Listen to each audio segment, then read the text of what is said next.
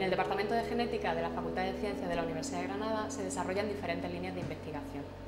Parte de los experimentos que realizamos los adaptamos para las prácticas que se llevan a cabo en las diferentes asignaturas, de modo que los alumnos pueden conocer al mismo tiempo que realizan la práctica parte de la investigación que desarrollamos en nuestro departamento.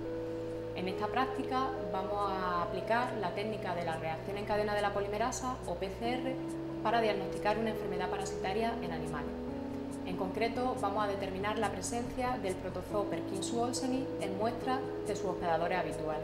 Son la almeja fina Tapes decussatu y la almeja japonesa Tapes filipinarum. Este parásito causa una infección generalizada que a menudo provoca la muerte del animal.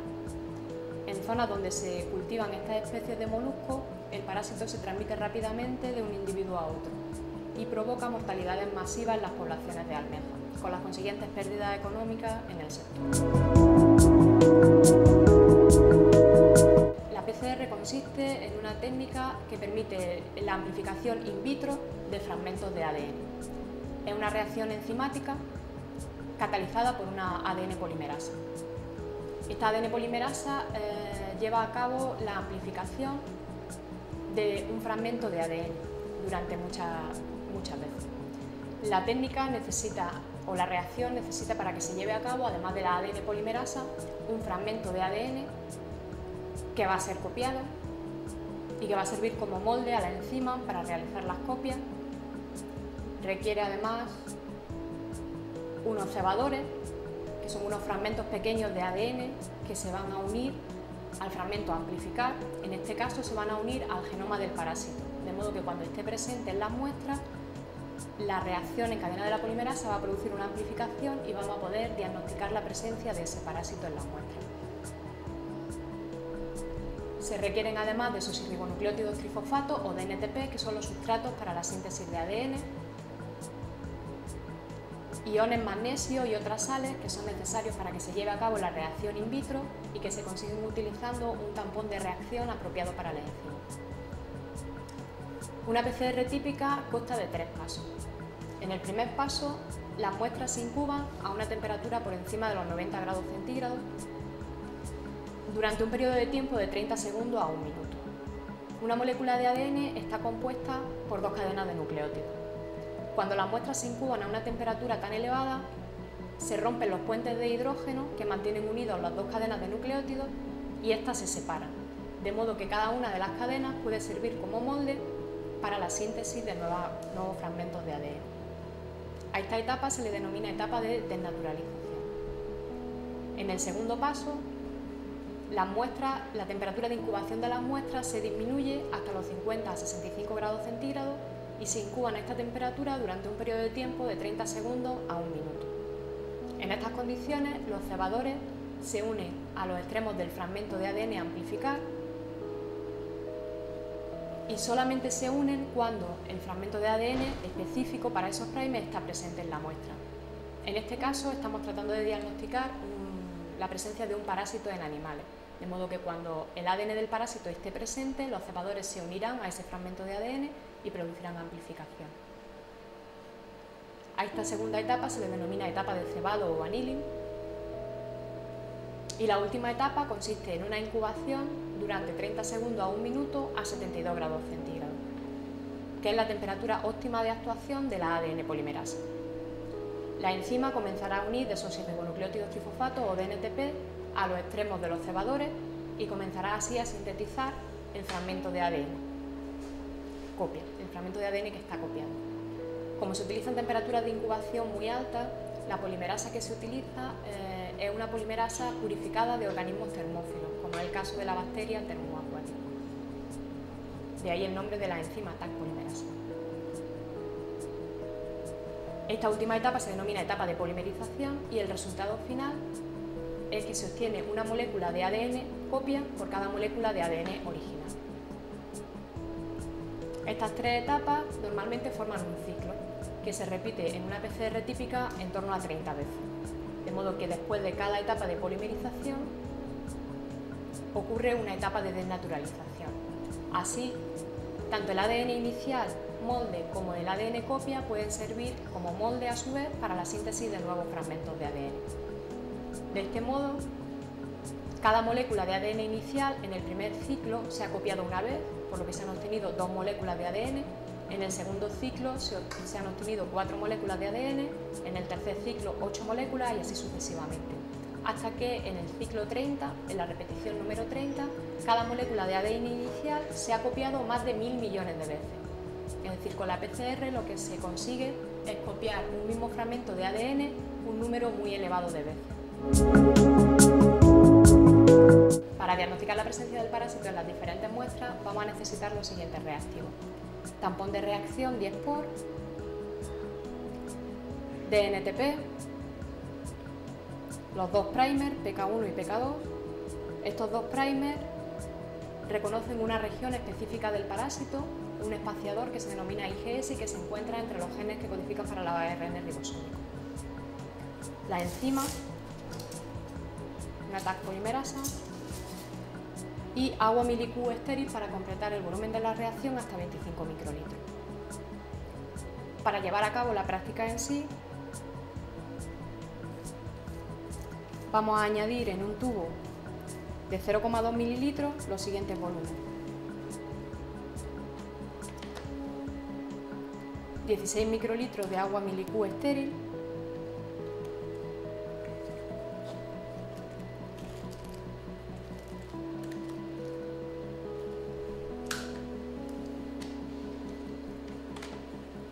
2,5 microlitros de tampón de reacción,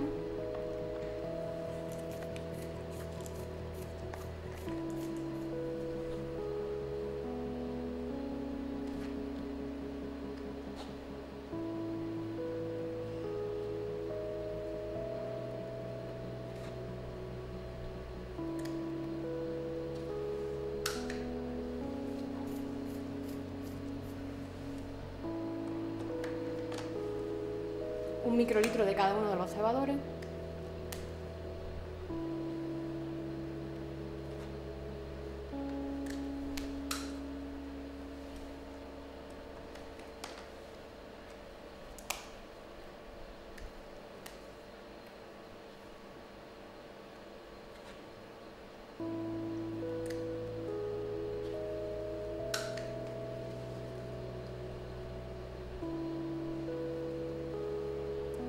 un microlitro de DNTPs,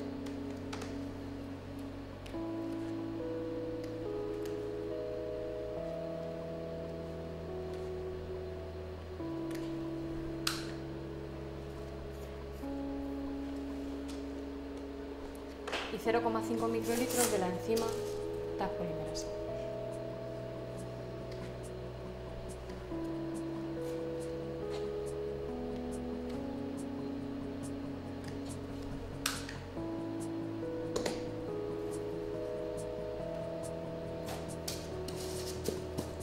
Se preparará una reacción de PCR para cada una de las 4 muestras a analizar. Y en cada una de estas reacciones vamos a añadir un microlitro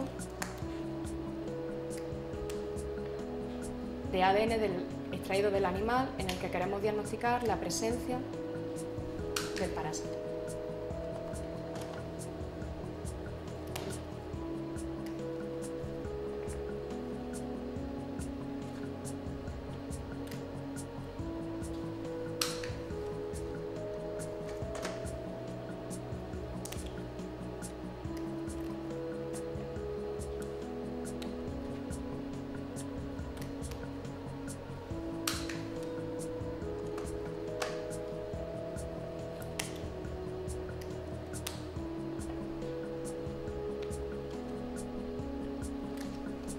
Tenemos en total 4 reacciones de PCR para analizar la presencia del parásito en 4 animales diferentes de las 2 especies de bivalvos.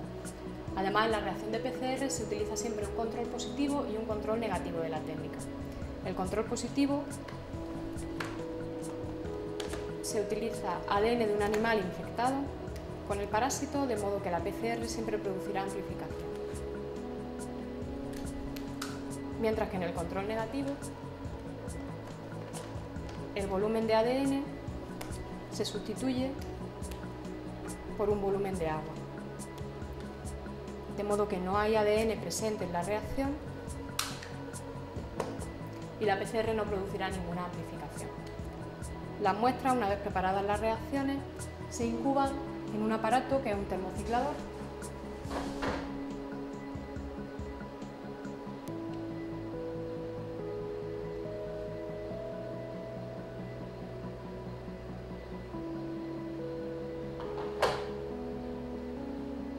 Que puede subir y bajar la temperatura de incubación del bloque en el que se depositan las muestras de modo muy rápido y homogéneo. La subida y bajada de temperatura que lleva a cabo el termociclador permite que se lleven a cabo las 3 etapas de la PCR que hemos explicado anteriormente de forma automatizada en cada uno de los 30 ciclos. Una vez que ha finalizado la reacción de PCR, recuperamos las muestras del termociclador y analizamos el resultado mediante electroforesis en gel de agarosa. Para ello, vamos a preparar en primer lugar el gel de agarosa, pesando 0,4 gramos de agarosa en un matraz y añadiendo 40 mililitros de tampón de electroforesis TAE 1-por.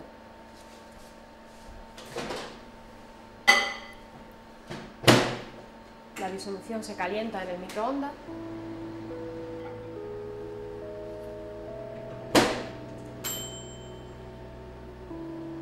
y está lista cuando aparece totalmente transparente. Se deja enfriar y mientras tanto preparamos el molde en el que vamos a dejar polimerizar el gel. Se sellan los extremos y se utiliza un peine que labrará los pocillos en donde vamos a cargar las muestras.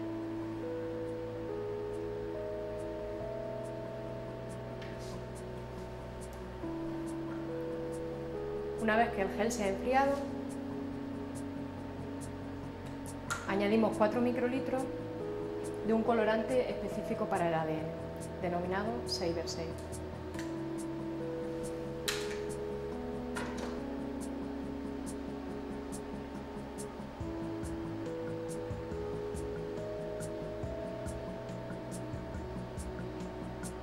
Se agita y se vierte en el molde.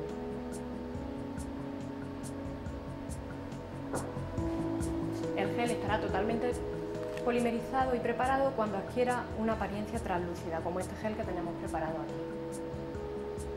para lo que se necesitan entre 10 a 15 minutos.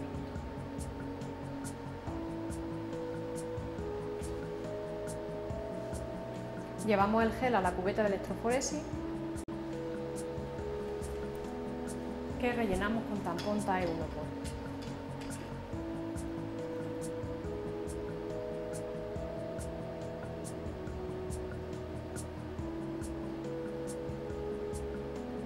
Hasta que el gel queda totalmente sumergido. Retiramos el peine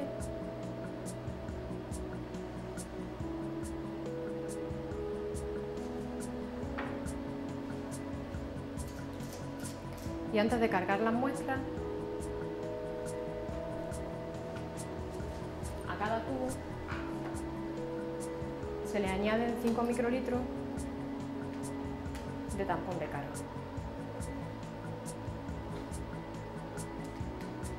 Se mezcla y se agita con la pipeta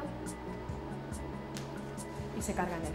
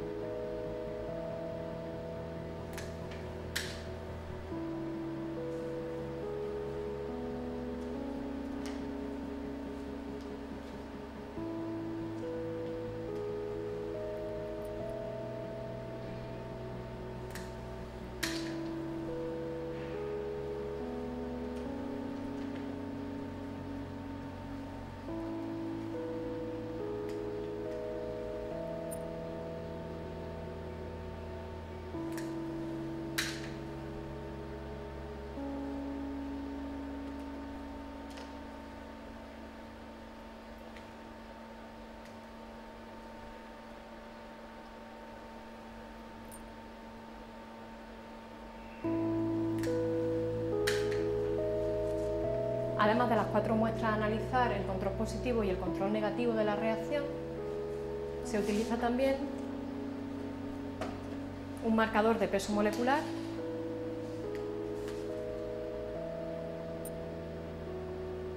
en otro de los pocillos de gel, que nos va a permitir conocer, por comparación, el tamaño de los fragmentos amplificados mediante PCR.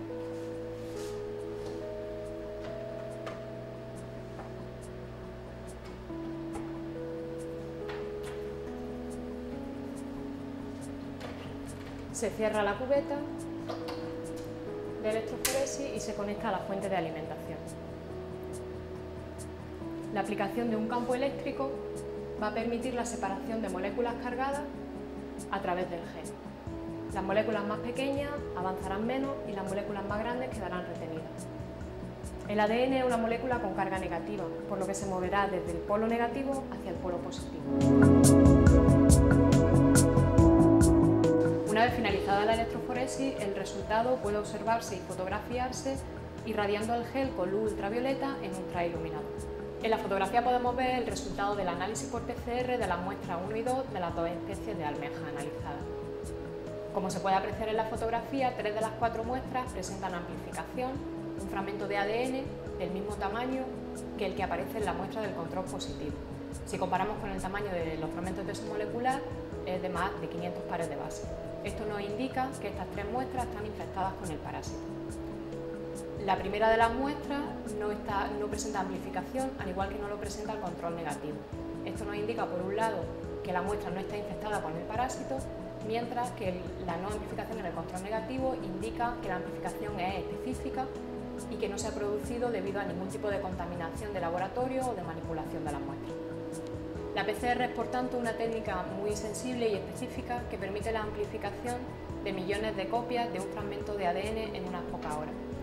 Desde el punto de vista de la parasitología, esto es bastante útil, ya que permite detectar la presencia en la práctica de un único parásito presente en la muestra de un hospedador. En el campo de la acuicultura, la PCR resulta una técnica muy útil, ya que permite controlar, por ejemplo, el estado sanitario de las poblaciones y mantenerlas libres de parásitos.